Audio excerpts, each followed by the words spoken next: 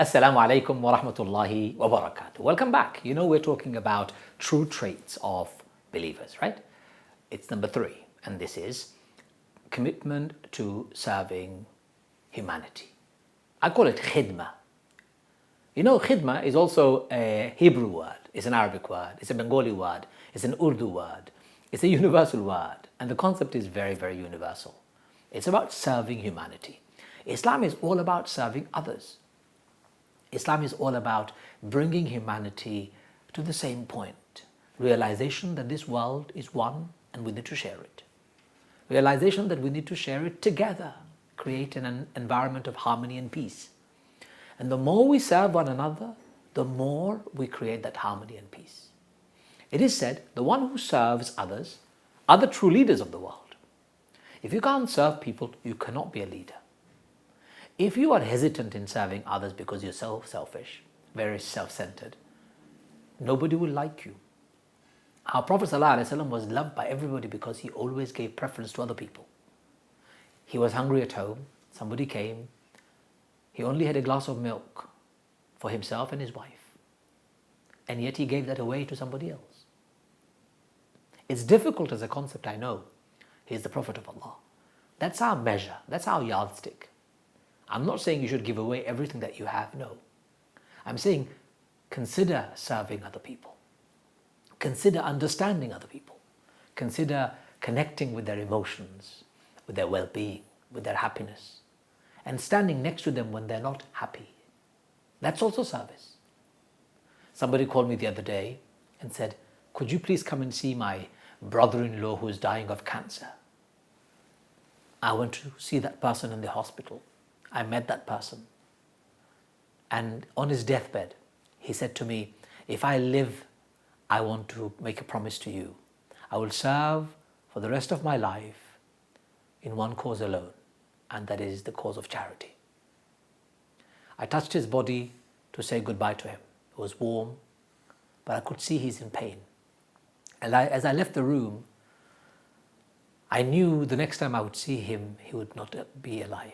In my heart, I had that feeling, and it is true. The next time I saw him and I touched his body, he was frozen cold. I went to see him. That was my little service to him. I took a bowl of food to my neighbor who is hungry. That's my service to my neighbor. I cleaned up my front yard. That's my service to humanity. I said good morning, salamu alaikum, hi, hello to people around me. That's my service. Service doesn't have to be something that you sit down and plan and organize a campaign and raise money. No, though that is also part of the service. You could be just doing one small thing which makes your work part of that service. It's about leading a life that is full of service. Small acts of charity. Rasulullah said, Al-kalimatu tayyibatu sadaqa. Saying a good word becomes charitable. Smile becomes charitable. I've just smiled at you. I've gained a sadaqah. And you'll smile back at me, I know. And you will also gain a reward for sadaqah. Brothers and sisters, you don't have to plan for serving humanity. We could do small things. Small acts of generosity could count as serving. We need to be very aware that the concept of service is essential to being a good Muslim. Not feel superior, not have arrogance in ourselves, not think I'm saved, therefore the rest of the humanity don't need my service. No, they all need service. A true believer is always available to serve other people. How do you serve other people? Some people may be wondering, well, when was the last time you served your parents? My father is very unwell. He's very old, over 90. He suffers from dementia at the moment. Serving him is hard work. When I saw him the other day, I tried to help my mother change his clothes. When I held him, I have to hold him, he spat on my face. He punched me with his hand. He knocked me with his head. But you still have to serve your parents. That's service, but also with a test of our patience. That service comes with a huge test of patience. But there are services that you can do without having to be tested with your patience. When you see your mother next time, buy her a gift, give her a hug. When you see your family next time, say good words to them. When you leave your home, give your wife a hug and a kiss. Maybe you don't, maybe you do. When you see your children, take them closer to you. Say a good word, encourage them. These are all services. The bigger and the more active we are, the more likely people will love us and regard us. My brothers and sisters, being at service also means being involved in our local well-being of people. So for example, if there is a youth center where they need volunteers, volunteering your time. If there is a charity shop, volunteering your time in the charity shop. Maybe you're an expert and you want to help those people who are drug addicts, you give your time and service. Maybe you're an expert and you know how to help people come out of addiction to do with alcohol, gambling, giving your time. Maybe you're somebody who has got time to go and meet people in the hospital, greet them. Maybe you're a person who can just sit there and listen to people's cries and hear them and give them condolences for the loved ones that they've lost. All of these are service. There is no end to the list of service. So I'm saying, if we want to become true believers, we have to serve humanity. Be prepared to serve humanity, from cleaning the streets, to attending our neighbors, to being good to our parents, our wives, our husbands, and our children. It's all about service. That's why our Prophet ﷺ was known as Bashira, good news, wa nadhira, reminder, wa da'iyan ilallah, and he invites people like a sirajan munira, light giving beacon.